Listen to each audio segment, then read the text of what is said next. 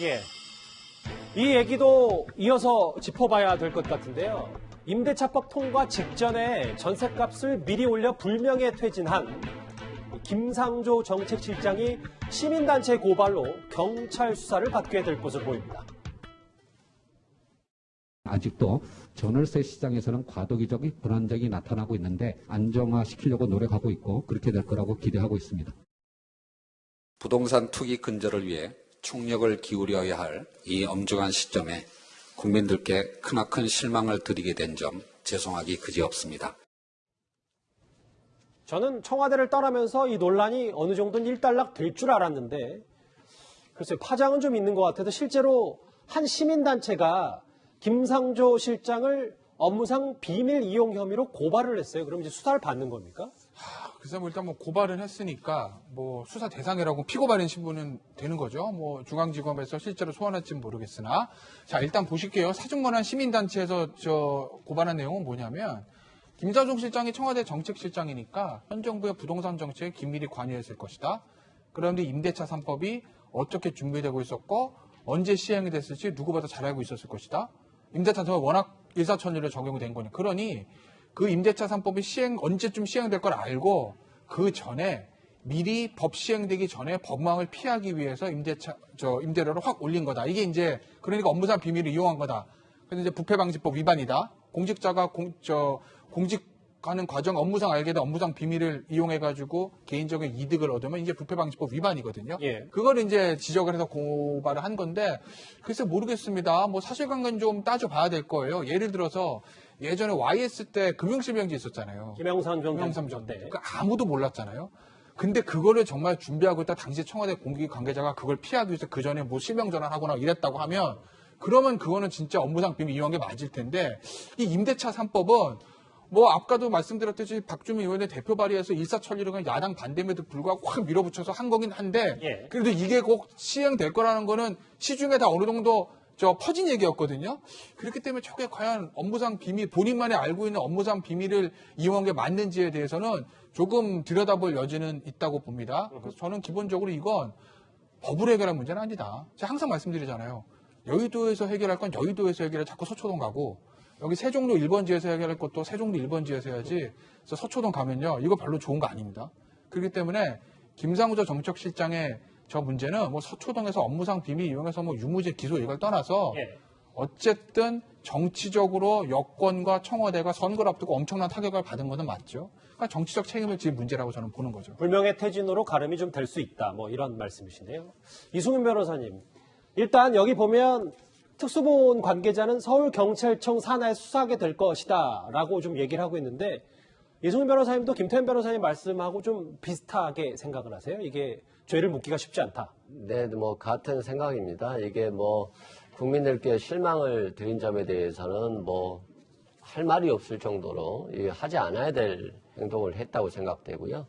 다만 이제 부패 방지 권익법 같은 거 보면은 업무상 비밀을 이용해야 되는데 이미 언론을 통해서 실시간으로 이런 임대차 3법을 통과시키겠다라고 하는 것을 공언하면서 법을 이렇게 개정하는 작업을 했기 때문에 업무상 비밀로 좀 보기는 어려울 것 같고요. 또한 이것에 대해서 그러면 이 부정한 이익이 있다라고 한다면 어떤 이익으로 볼 것이냐인데 전세보증금이라고 하는 것은 임차인에게 반환해야 되지 않겠습니까? 그래서 뭐 임차보증금 상당의 뭐 이자라고 뭐 주장할 수도 있겠습니다만 이 법에는 위배되지는 않을 걸로 보여지지만 다만 도덕적인 기준에서 비춰봤을 때 국민들에게 굉장히 실망시키는 게 맞다. 그리고 이제 고발이 됐기 때문에 어차피 수사는 돼야 되겠죠. 그렇죠. 고발 부분이 이제 사법시험 준비생 모임인데 이게 지속적으로 이런 사건에 대해서 많이 고발을 하던데 일단은 뭐 어떤 정치적인 책임을 져야 되는 것들이 사법적인 문제로 옮겨가는 것은 지금 뭐 현재 추세인 것 같습니다. 예.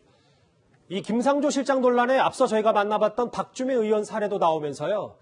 안 그래도 성난 부동산 민심 때문에 선거 앞두고 꽤 곤혹스러운 여건입니다. 국민의힘 오세훈 후보 이렇게 어제 말을 했었습니다.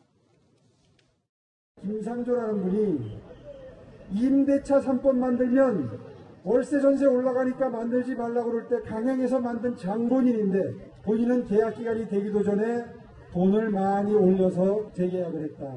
그래서 사표 쓰고 나갔죠. 문재인 정부의 특징을 하나만 들으라면 바로 위선 정권 아니겠습니까? 그렇죠? 어제 글쎄요, 야당의 김상조 실장 논란이 확실한 공격 포인트가 된 것 같은데, 화면을 보니까. 근데 배 소장님, 오세훈 후보, 윤희숙 의원, 같은 당 의원들은 여당 의원들을 맹공격할 수는 있겠는데, 정의당도 이 부동산 관련해서는 꽤 김상조 실장 논란이라든지 여당에 대해서 맹공격을 퍼붓고 있거든요. 그럴 수밖에 없죠. 이번 선거가 이제 부동산 선거라는 이야기를 합니다. 근데 LH 사태에다 김상조 전 실장 논란은 이 부동산 사태, LH 사태를 파장을 더 확대하는 현상이 나타나게 되잖아요. 그동안에 오세훈 후보도 토론회 등을 통해서 내곡동 땅 좀 몰리기도 했습니다. 근데 이걸 통해서 상황 전환이 이루어질 수 있는 것이고 또 중도층에게 중도층 유권자에게 영향을 줄 수밖에 없고요. 정의당은 이겁니다. 정의당은 이런 부동산 정책에 대한 입장과 관련해서 더불어민주당과 뚜렷한 이제 차별을 시도하게 되겠죠. 네. 그렇게 되면 그동안 더불어민주당을 지지해왔던 최근에 이제 진보층도 이탈 조짐이 있는데 이른바 샤이 진보라는 것이 다른 것이 아니라 이 더불어민주당 지지로부터 이탈하는 것을 우리가 샤이 진보라고 이야기를 해요. 이런 진보층 지지를 더 정의당은 또 확대할 수 있다. 이렇게 또 생각을 할 수 있는 것이죠. 판단할 수 있는 것이죠. 또 하나 중요한 것이 네. 박주민 의원과 관련된 것은 2030 세대에게 영향을 줄 수밖에 없습니다. 그래도 더불어민주당의 전통적인 지지를 해왔던 것이 요즘에 이제 이탈을 하고 있지만 2030 지지층들이 볼 때는 아니 믿었던 박주민 의원마저도 이런 판단이 또 나올 수밖에 없거든요. 예. 이렇게 되면은 또 중요한 것이 우리가 샤이 진보도 주로 2030 40대라고 봐야 됩니다. 이들이 투표소에 언뜻 가고 싶은데 이건 또 뭐야? 이렇게 되면 이것이 연장되면서 샤이 진보의 투표 적극성에까지도 영향을 줄 수가 있는 것이죠. 알겠습니다. 김상조 실장 얘기가 나왔으니까 또 한 명 자연스럽게 짚어볼 인물이 있습니다. 바로 홍남기 부총리인데요. 그동안 호흡을 맞춰서 여당을 설득해온 김상조 전 실장이 이렇게 자리를 떠나게 되면서 홍 부총리의 앞날도 순탄치 않을 것으로 보입니다. 일각에서는 이번 보궐선거 이후에 교체될 것이라는 전망까지 나오고 있습니다. 임대차 3법 이후에 우리 주변에서 쉽게 찾아볼 수 있는 사례를 제가 전해드리겠습니다. 이분은 직장 근처에 새를 살았던 분입니다. A씨가 내년 초에 나가달라는 통보를 받았다고 합니다. 급히 전세를 알아봤는데 너무 바빴고 전세 담보대출도 안 됐습니다. 자신이 보유하고 있던 집이 9억 원을 넘기기 때문이죠. A씨는 어떻게 해야 됩니까? 새로운 집을 알아보시는 게 좋을 것 같습니다. 새로운 집을 알아보는데 전세가 잘 없어서 힘들다고 하시더라고요. 이 사연은 마포에 사시는 홍남기 씨의 사연입니다. 지금 전 국민이 우리 장관님 전세집 구할 건지에 관심이 있습니다. 신규로 전세를 구하시는 분들의 어려움을 무겁게 받아들이며 김근식 교수님, 저희가 화면을 하나 준비했는데 이 얘기입니다. 그러니까 전세값 미리 확 올려서 불명예 퇴진한 김상조 정책실장도 있는 반면에 사실 전세 난민이 돼서 국민적으로 여러 글쎄요, 지탄도 받았던 홍남기 부총리인데 김상조 실장이 먼저 떠났고 홍남기 부총리의 운명도 어떻게 될지 지금 부동산 문제가 워낙 뜨거운 이슈이기 때문에요. 그렇죠. 지금 부동산 정책을 실무 지휘하는 이제 변창흠 장관도 지금 사실은 사의 표명이 돼서 일단 수리는 된 상태 아니겠습니까? 마무리 질 게 있어서 지금 남아있는 상태이고.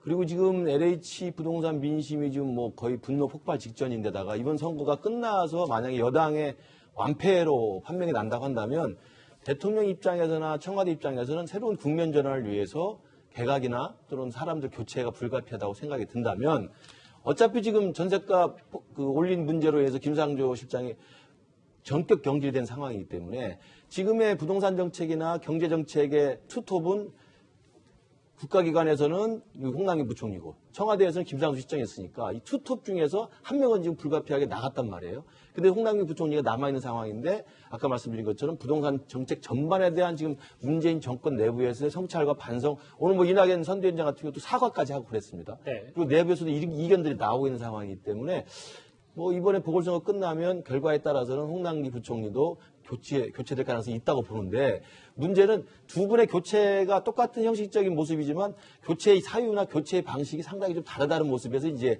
저런 엇갈린 운명들이 좀 나오고 있는 것 같습니다.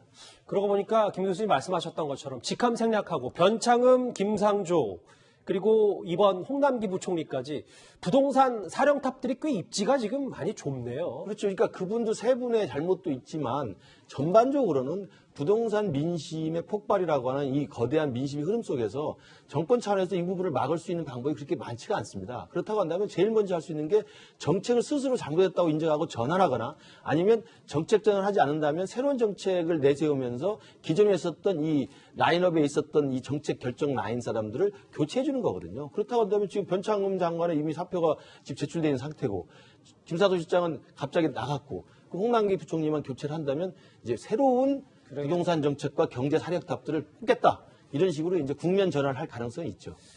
지금 현 정부 분위기가 첫째도 부동산, 둘째도 부동산 같은데요. 부동산에 분노한 여론 때문에 그런데 정부가 고위 관료는 물론이고 말단 구급 공무원까지 이 재산 등록을 의무화하겠다고 해서 공직사회도 술렁이고 있습니다. 현장 목소리 저희가 잠시 만나보겠습니다.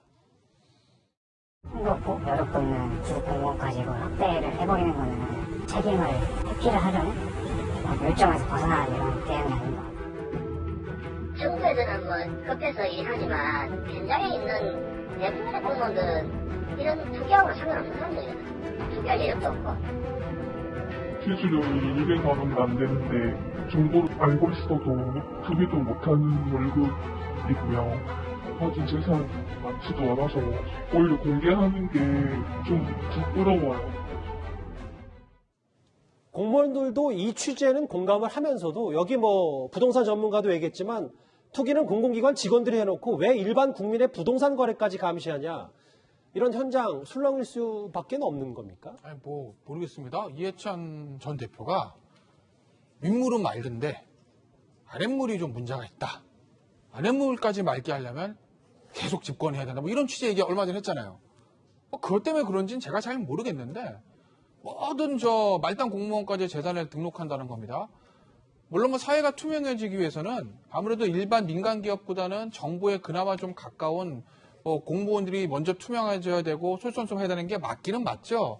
근데 다만 지금 이게 어떻게 보면 선거를 앞두고 모든 공무원 다 재산 등록해가지고 다 감시한다는 걸 가지고 말단 공무원의 희생양 삼아가지고 이걸 이런 식으로 돌파하려는 게 아닌가라는 저는 생각이 좀 듭니다. 예.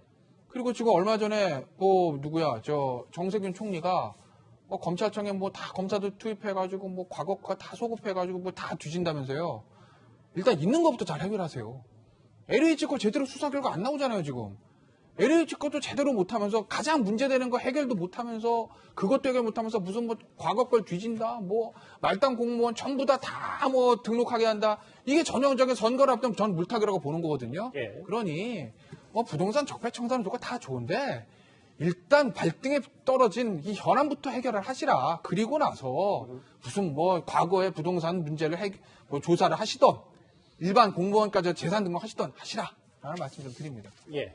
근데 이건 도덕적 선택이나 기준의 문제인 것 같아요. 정부에서 LH 사태를 계기로 정말 이런 공무원들의 부정부패를 확실하게 척결해야 되겠다는 그런 의지 하에서 고위공직자뿐만 아니라 일반 공직자까지도 재산 공개를 하자는 것이기 때문에 이 부분을 그냥 단순하게 나쁘다 좋다의 문제로 볼 건 아닌 것 같고요. LH 사태에서 보듯이 고위공직자가 아닌 이런 공공기관 종사자들이 무차별적으로 이런 투기 행위를 한다거나 이런 자신의 취득한 업무상 비밀을 가지고 불법적인 이득을 봤을 때 이걸 수사하기가 쉽지는 않거든요. 예. 그 직급에 따라서 나눈다라고 한다면 그런 측면에서 국민들께 확실하게 이번을 계기로 기존부터 아주 오랫동안 관행으로 지켜온 부동산 투기를 통한 어떤 불법적인 수익을 끊어주겠다라고 하는 것이기 때문에 그런 측면에서 좀 바라봐 주시는 것도 괜찮을 것 같다. 다만 지금 선거 국면이니까 이 부분과 관련해서 야당과